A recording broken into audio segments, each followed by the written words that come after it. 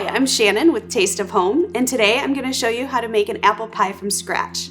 With fresh, juicy apples, warm spices, and a tender, flaky crust, apple pie is an all-American staple that will please just about everyone.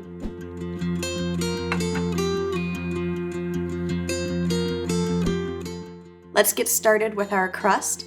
Our ingredients are very simple. We have all-purpose flour, salt, cold cubed butter, and ice water. First thing, we're going to add our flour and our salt to a large bowl and just mix those up a little bit. Next, we're going to add our cold butter.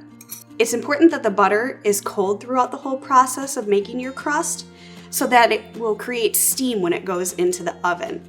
The cold butter creates steam, which forms a pocket, which gives you that tender, flaky crust. So our pastry blender here is going to cut the butter into the flour quickly without warming up the butter so that everything can stay cold. You just want to work that until you end up with pea-sized pieces of butter. Take just a couple minutes. Once we have nice small pieces of butter, you can see they're about the size of a pea. Then we are ready to start adding our water. So you don't want to use the ice in your ice water, you just want the water to be really cold. So I'm just going to go a tablespoon at a time. You want to add your water slowly because if you add too much, you can end up with a gummy crust. It typically takes between 1/3 and 2/3 of a cup of water for this recipe. Getting close here, it's starting to stick together. I want to feel the dough to see if it's coming together when I press it, and it is. So I'm going to stop there. We'll dump this out onto the countertop and then bring it together before we wrap it up.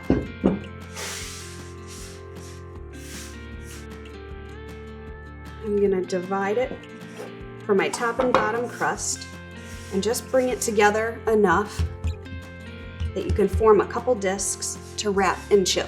So I'm just bringing the dough together into 2 discs, one slightly larger than the other. The larger one will be for our bottom crust and the smaller one is for the top crust. Then we'll wrap these up and they'll chill for about an hour until that butter has a chance to get cold and firm up again. At this point, I also like to throw my pie plate into the fridge or freezer to pre-chill that, so when we put our rolled out dough into the plate, it will stay nice and cold.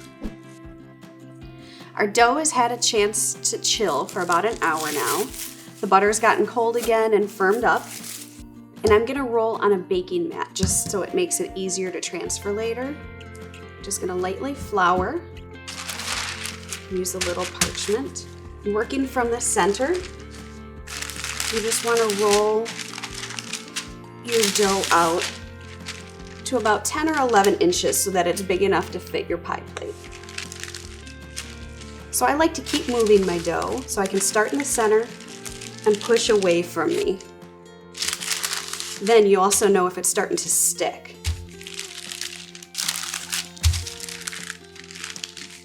I can see it sticking, so I'm just going to sprinkle a little more flour.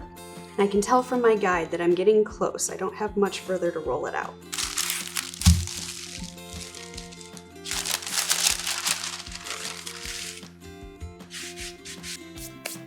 If you get a crack in the side of your crust, just dip your finger in a little water and bring it back together.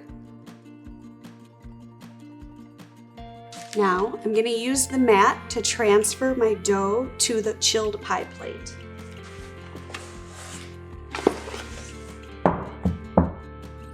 Adjust as needed, and then just press your dough into the sides. And if you end up with a crack, you can fix it the same way as before with just a little extra water.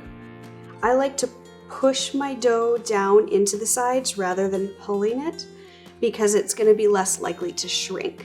Once you've got it in there, this can go back in the fridge to stay cold while we prepare our filling. For this recipe, I'm going to use Granny Smith apples because they're nice and tart. But you can use other tart and firm baking apples like a Crispin or a Pink Lady. If you're using a sweeter apple, maybe just cut back on the sugar in this recipe a little bit. For this recipe, I'm just going to peel and slice my apples and use them raw in my filling. But if you wanted to make your filling ahead, you could cook it briefly on the stovetop. For me, the easiest way to slice these apples is to first cut them into quarters, then lay a flat side down and hold your knife at an angle and just cut to remove the core. Then you have a nice flat side again to get your slices.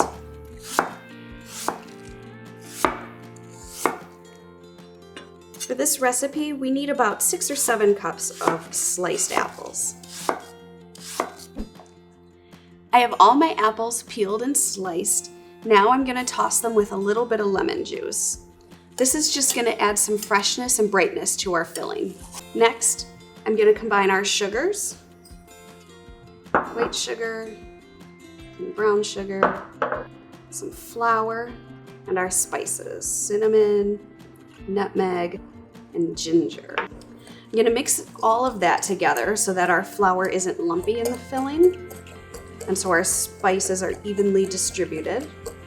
And this can go right into our apples.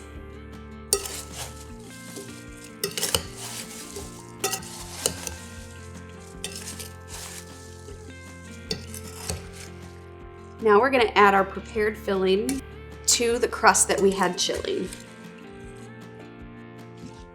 So we don't want these apples to sit around too long because they'll start to macerate in the sugar. So that's why we have our crust ready to go, and we just add the filling once it's ready.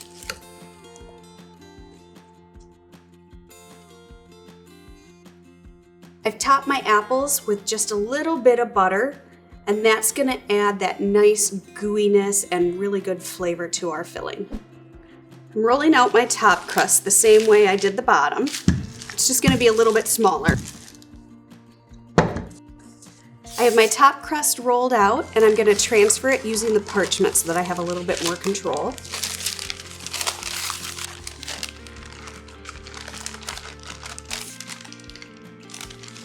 Now we're just gonna flute and seal the edges.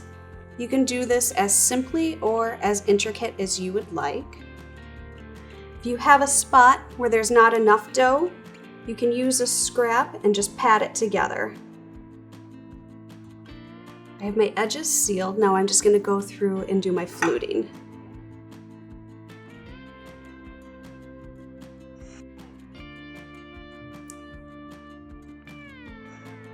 Now we have to cut some vents in the top.